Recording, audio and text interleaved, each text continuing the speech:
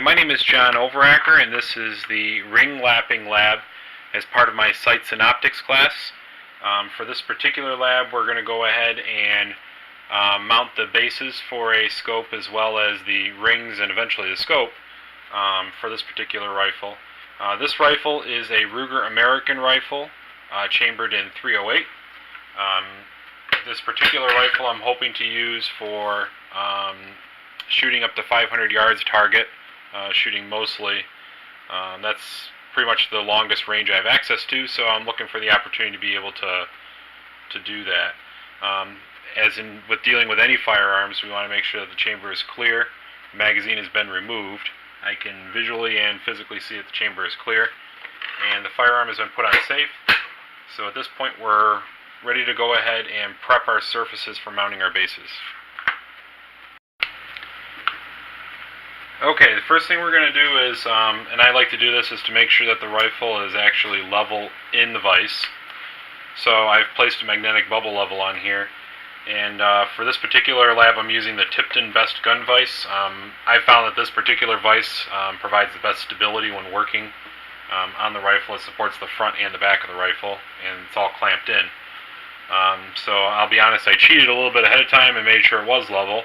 So the bubble is smack dab in the middle, front to back. This particular rifle has a round receiver, so once we go ahead and put our bases on there, we can check to make sure it's level side to side. So the first thing that we need to do is we need to clean off the surfaces that we're going to be mounting our base to. I've gone ahead of time and removed the plugs from the top of the receiver, and we're going to use a little bit of denatured alcohol to clean the surface. So we're just going to make sure that we get everything off of here, make sure it's nice and clean. The other thing is, so SDI sent me a aluminum weaver base to mount to something, and the holes on this particular base don't line up with the holes in my receiver.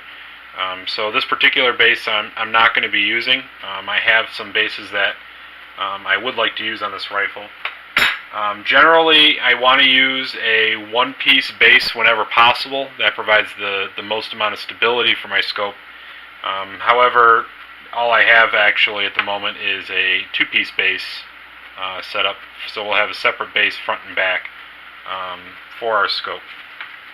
So continuing to use some denatured alcohol, I'm going to go ahead and clean this all up. So our back base, front base.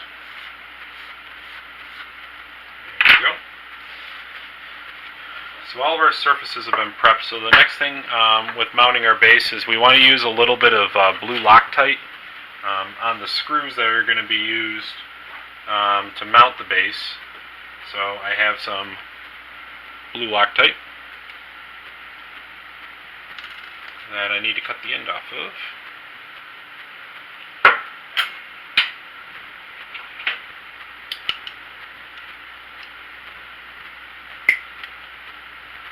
And get blue Loctite everywhere.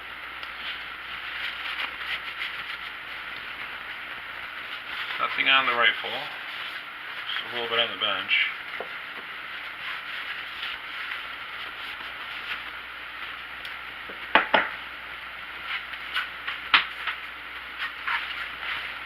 I'm going to put a little bit of blue Loctite on my paper towel here.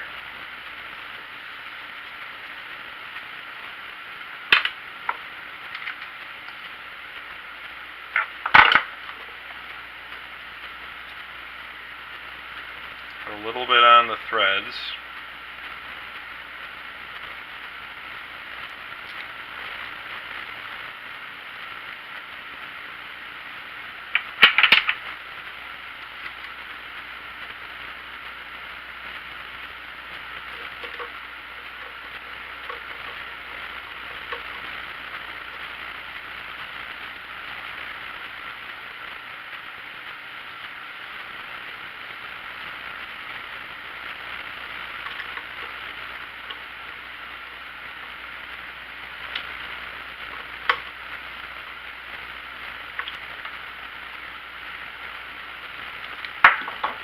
These particular screws are a Torx style screw. So it provides the best bite for my screwdriver bit without as much of a worry as stripping it.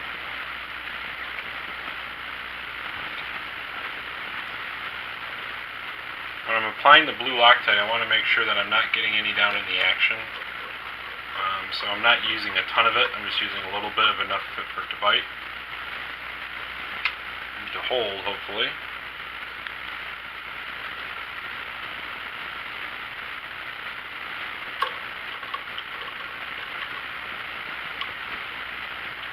We're going to go back, check and make sure all of our screws are tight.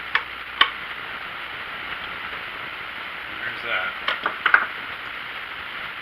Now we can throw a level on this.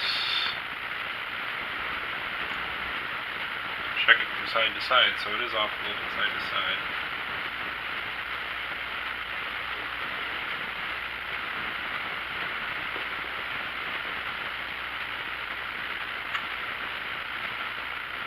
Alright. So now we're level front to back, side to side, and we have our bases mounted and snug. So we're ready to go ahead and get our bases set to go, or get our rings set to go. The next step as part of this lab is to go ahead and mount our bases. SDI had sent me a hunter-style rifle scope with the see-through window underneath these. This is a high mount. My goal with this rifle, and trying to work on accuracy with it, is I want to get my rifle scope as low as possible to the bore, while still having clearance for the objective over the barrel. So I'm actually going to be using a different style of ring. These are, I think these are VISM rings.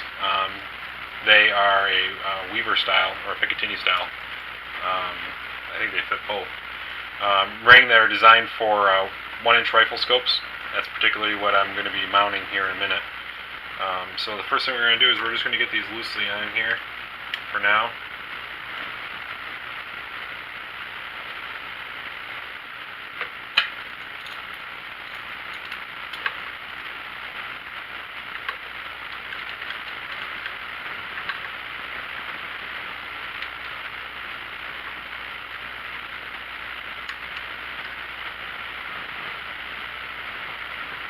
From this point forward, I'm going to be tracking, or keeping track of my rings front and back, so that way we keep the same rings in the same location moving forward.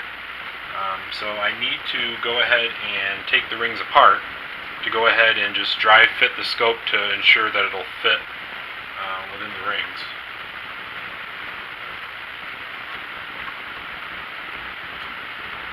These particular screws are an Allen style screw, and I'm using a T-handled Allen wrench to take the screws out. There's my back.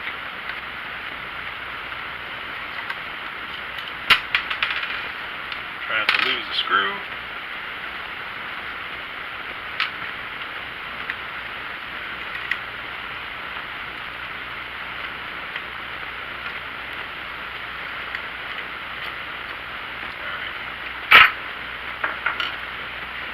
We're going to go back to our trusty denatured alcohol to go ahead and clean out the inside of these rings.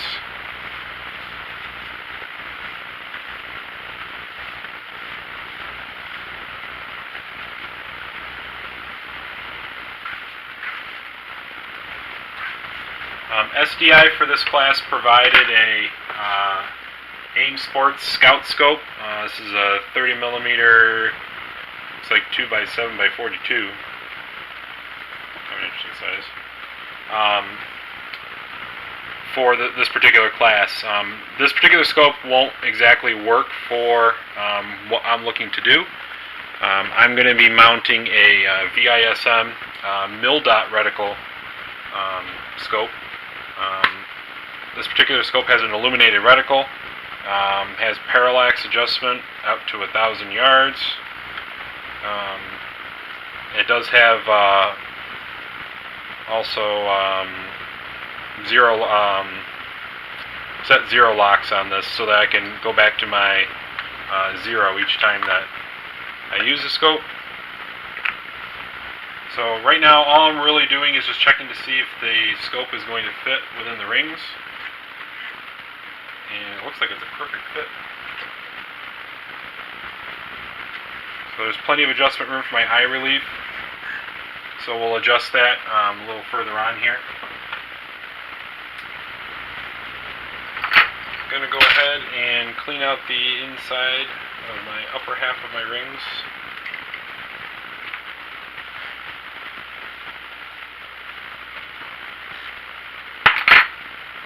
And now we're ready to check alignment. Okay, now we're ready to go ahead and check the alignment of our rings. Again, these are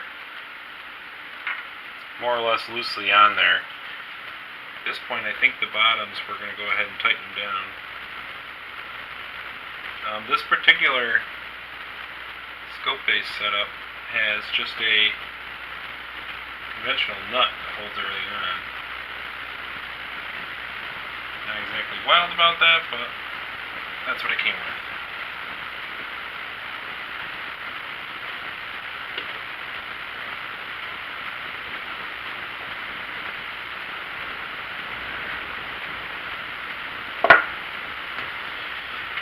The next part is to go ahead and put our rings loosely back together.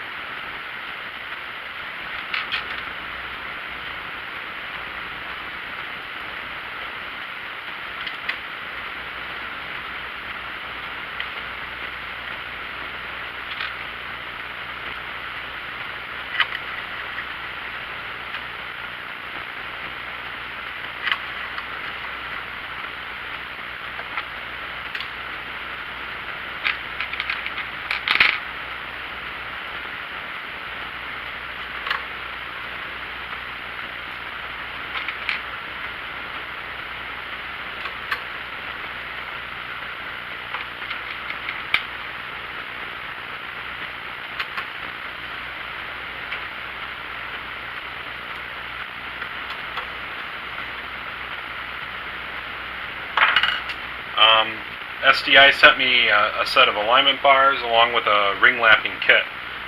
These alignment bars are for the 30mm rings that I have on here. So what we're going to do is, making sure we kept these loose enough.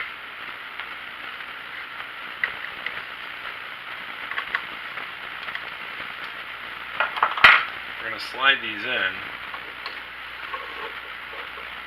front and back. And what this will allow us to do is will allow us to check our alignment between our back ring and our front ring. And I can tell just by looking at this that we are off a little bit. So this actual particular ring setup will be primed for ring lapping. And what the ring lapping is going to allow us to do is it's going to allow us to take up enough off of both the front and the back rings to go ahead and maintain perfect alignment between the rings. So what we're going to do is we're going to go ahead and set up our lapping bar to go ahead and lap these rings. Okay, what we have, the SDI sent us was you saw the alignment bars in the last segment. This is our lapping bar, along with our rod for our lapping bar, as well as they also sent some 220 grit lapping compound. And what we're going to do is we're going to use this to go ahead and take off some of the material on both of these rings in order to get good alignment. So we're going to take some of this lapping compound, we're going to put it inside our rings.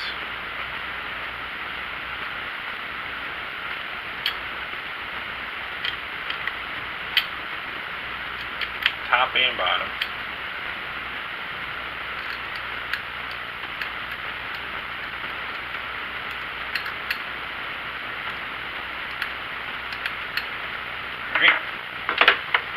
Then we're going to go ahead and put a little bit on the bar here.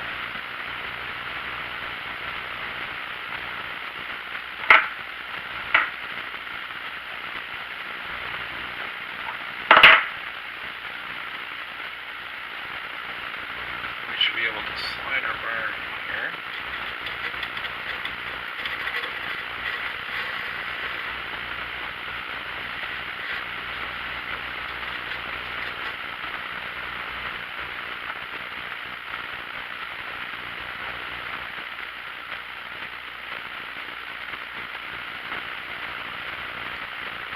reapplying some to the bar itself, because as it slides in, it's going to displace some of the material. So I want to keep lapping compound on here.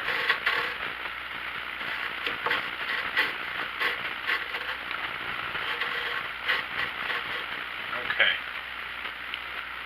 We can go ahead and attach our ball here.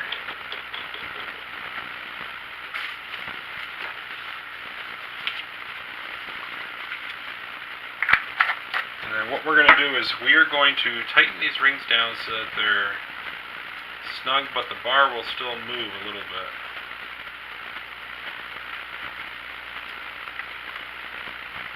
We want our gap to be even all the way around if possible. That's going to help to give us a kind of an even wear, which is what we're looking for. We want the gap to be the same on every side. And then we're just going to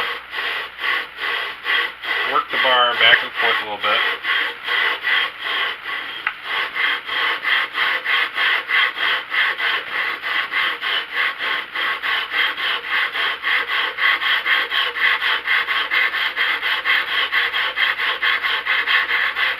And as we're lapping, I can feel that the rings are loosening up a little bit, and that's just from the material that's being removed. So we'll just snug them down a little bit.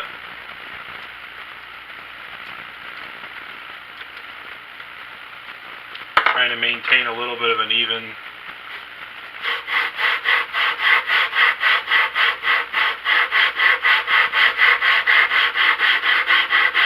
One thing we want to be cautious about when we're doing this is we don't want to remove so much material that it'll no longer hold the scope in place. And the alignment wasn't off all that much, so I'm thinking that we might not need to take off a ton. But we want to take off enough so that we have even wear on the inside of the rings. So we can actually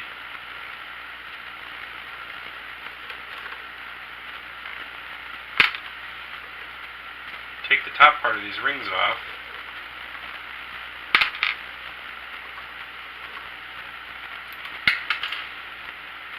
Again, without losing any screws. And you can see that we're starting to wear to one side of the bluing. It's only at about, 20%. So we're going to keep going. So that way we can, again, we want nice even wear and roughly about 80% or more of the blue finish off, because that'll tell us that we've made contact with all the points on the scope ring.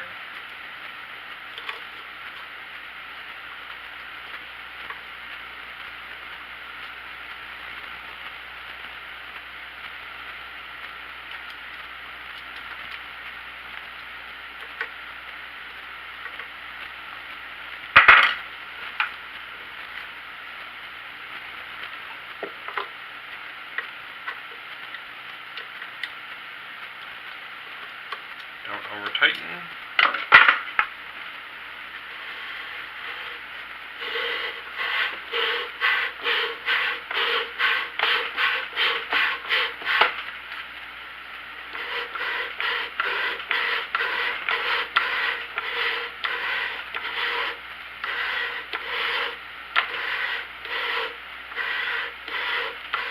What I can do is I can push the lapping bar out a little bit, and I can apply a little more lapping compound if I need to.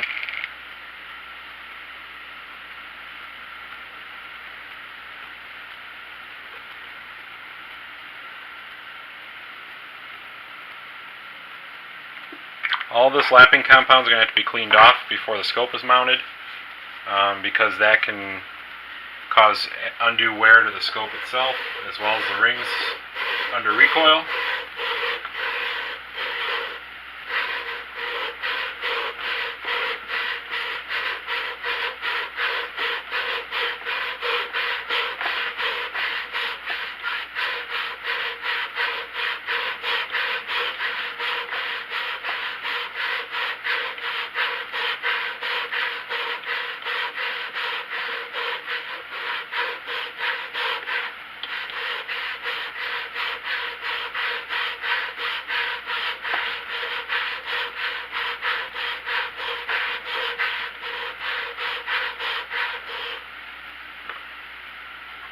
we made some good progress there.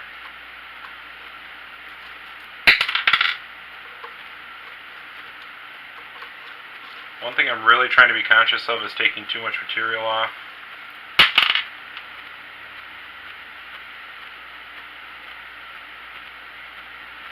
A little bit more and we'll call it done. Not much though.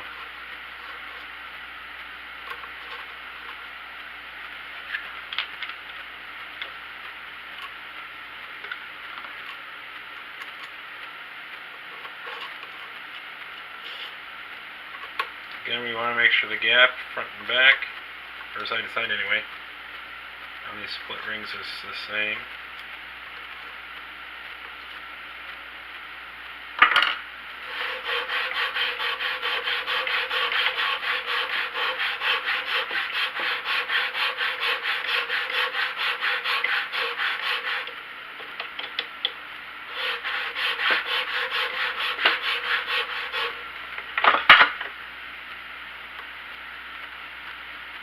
These down just a little bit more.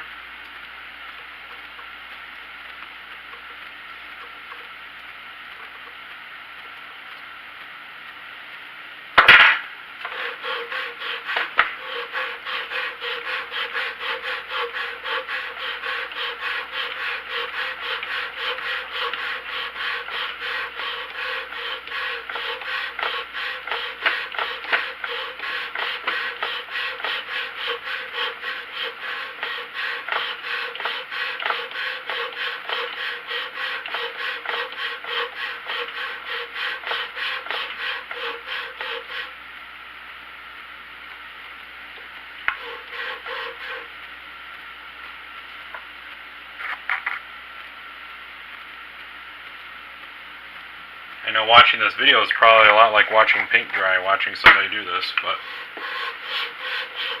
I'll probably go ahead and fast forward through parts of this so you don't have to sit and watch the whole thing.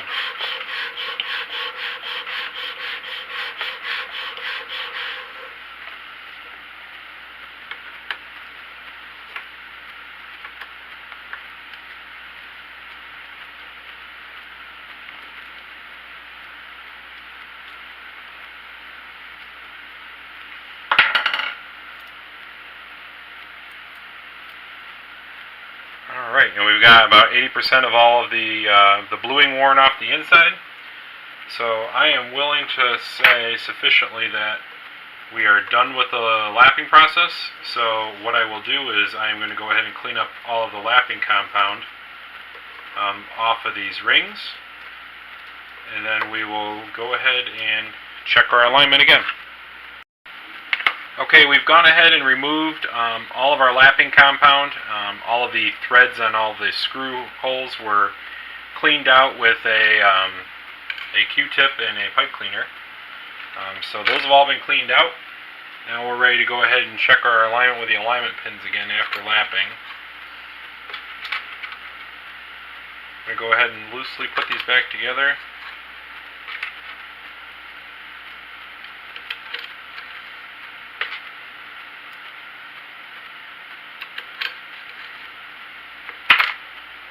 Again, we're continuing to make sure that we keep the rings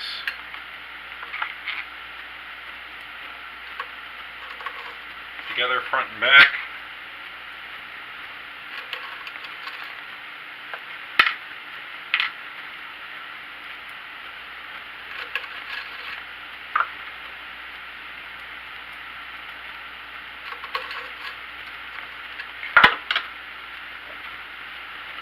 Put our alignment bars back in.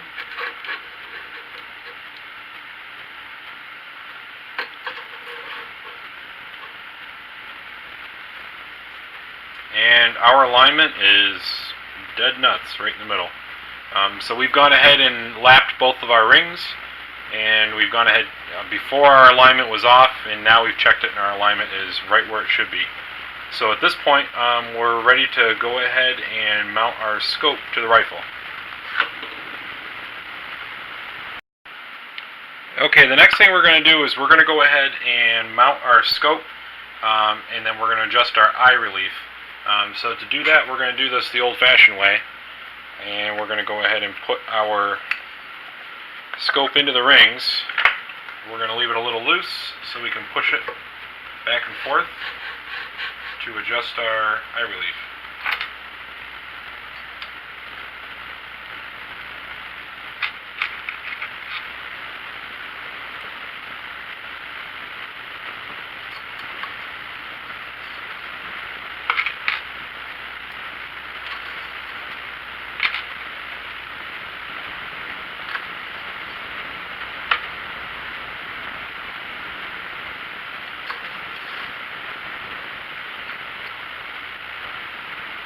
I cheated and left all the screws in that ring.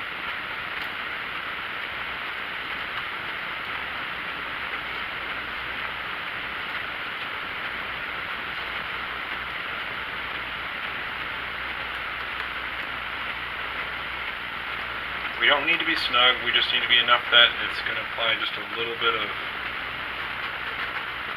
pressure against the scope so it won't slide after we get it set. I'm going to do this off camera because it's kind of hard to adjust the camera at this point. But I'm going to go ahead and shoulder the rifle, and then I'm just going to adjust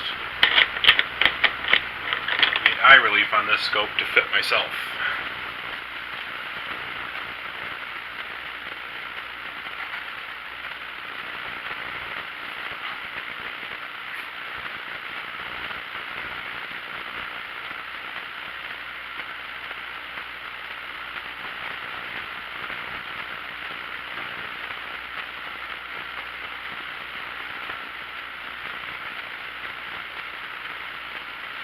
Okay, I'm happy with the eye relief the way it's set right now.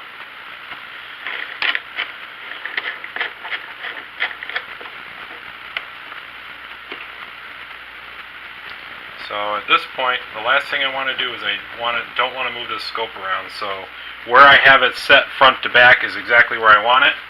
I have a little bit of a gap up against the barrel, so my objective lens is going to clear the barrel okay in terms of recoil. And we need to go ahead and set our scope so that the reticle will be level. Got nice flat turrets on this. So we're going to go ahead and adjust side to side. Get it nice and square. Okay, now that we've gone ahead and adjusted our eye relief for this particular scope, our next step here is going to be to level the reticle. And we can do that by placing our bubble level on top of the scope. And we rotate our scope until it is level. Now that this has been level, we're going to go ahead and tighten our screws a little bit. Some move on us. And the way I'm doing this, I'm trying to maintain our gap on either side so it's the same. I'm doing that by alternating what screws I'm tightening. I'm going to switch to a torque wrench. These particular scope rings, the manufacturer calls for 15 inch-pounds of torque on each screw. So we're going to do the same thing. We're going to keep rotating what screw we're tightening until we're tight. And when we hear a click, knows that we're at the proper inch-pounds that we should be at.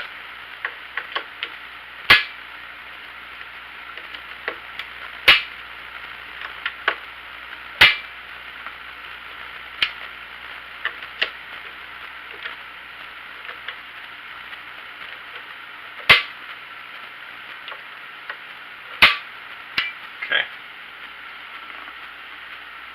Our reticle is level. Our rings are all tightened. We are ready to go ahead and bore sight this rifle so that we can take it out to the range this weekend. Okay, we're at the point now where we're ready to bore sight this particular rifle. To bore sight this, we're going to be using a culminator. It's an optical device that actually has a guide rod that you put in the end of the barrel. And it's really simple to use. You just line it up with the scope And looking through the scope, you see a grid pattern. And you gotta adjust it a little bit here. And all we have to do is go ahead and line up the crosshairs with the grid pattern that we can see in the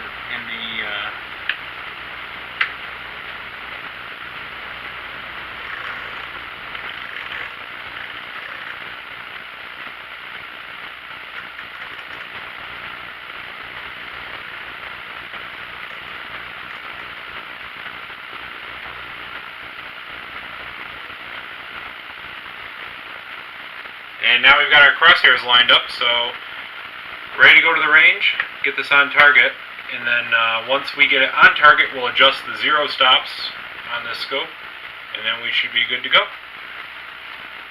That completes my presentation for this particular project. I went ahead and I actually mounted and lapped the scope rings. I've also mounted this scope. I also bore sighted it, so we have a complete optical setup ready to go to the range.